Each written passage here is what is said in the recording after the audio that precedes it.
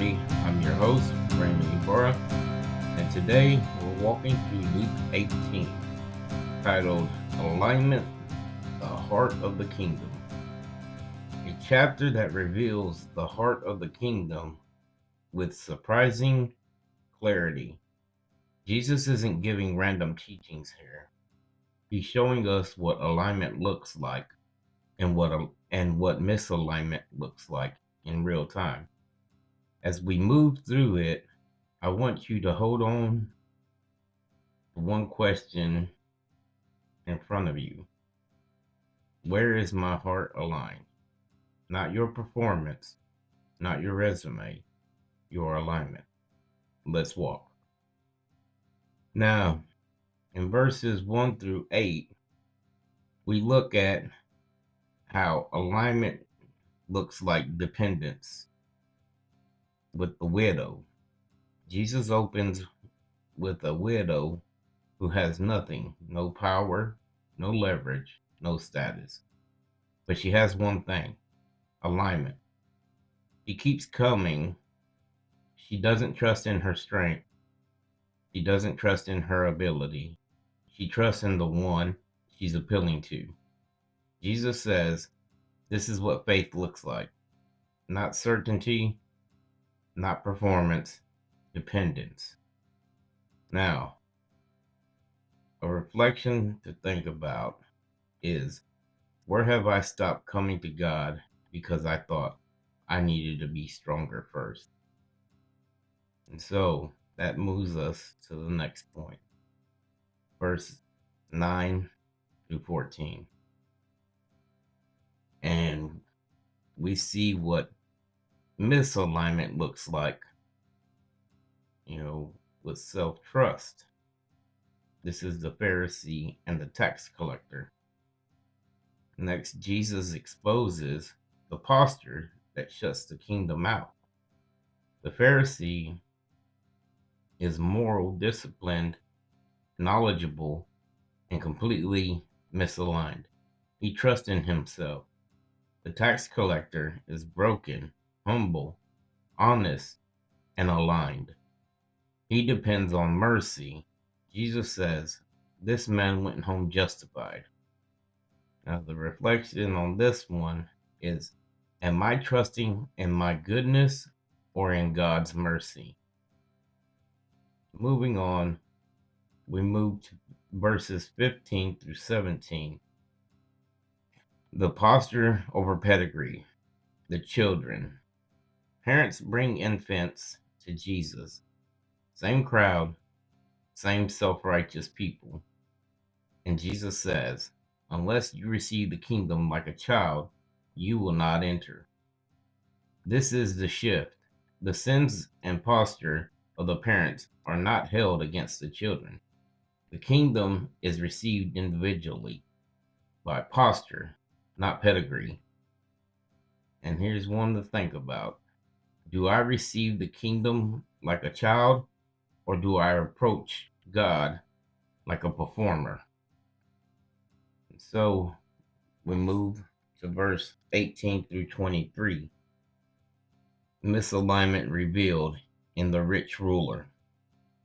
The ruler exposes himself with one question: what must I do to inherit eternal life?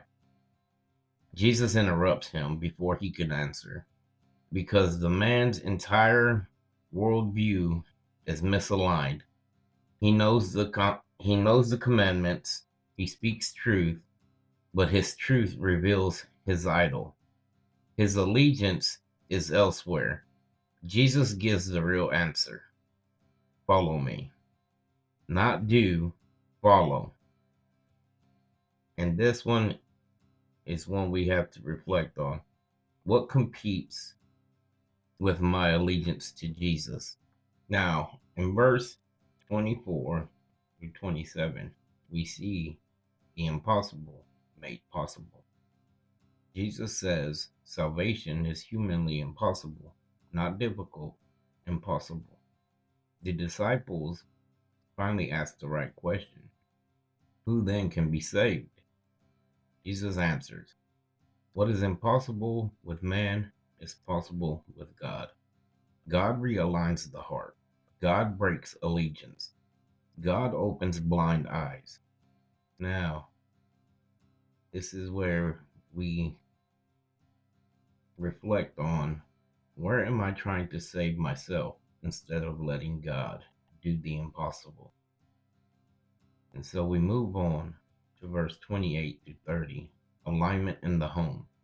Peter says, We've left we left all and followed you. Jesus isn't teaching abandonment. He's teaching priority. Following Jesus starts in the heart and is proven in the home. Alignment reorders everything.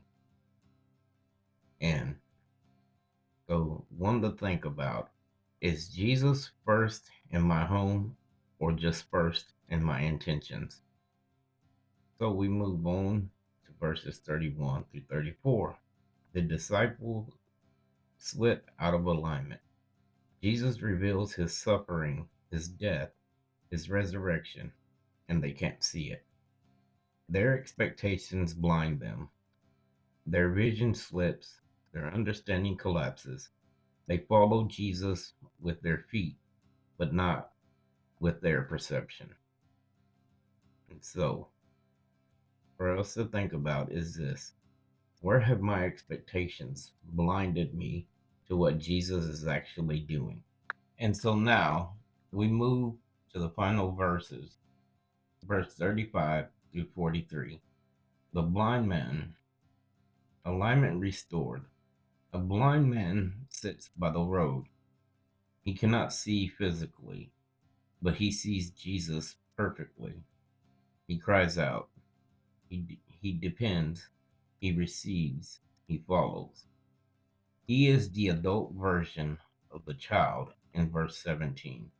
He is what the ruler refused to become.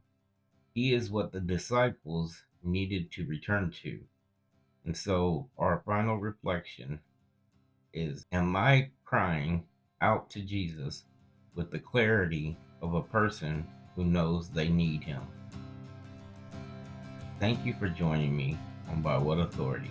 As we close, let Luke 18 sit with you. This chapter isn't calling you to try harder or perform better.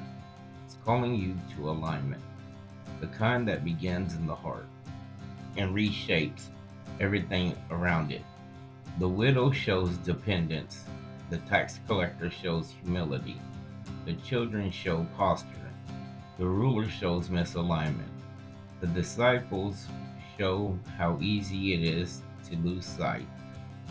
And the blind man shows what it looks like to return. The kingdom doesn't come to the strongest or the most disciplined. It comes to the aligned. The ones who cry out, the ones who receive, the ones who follow.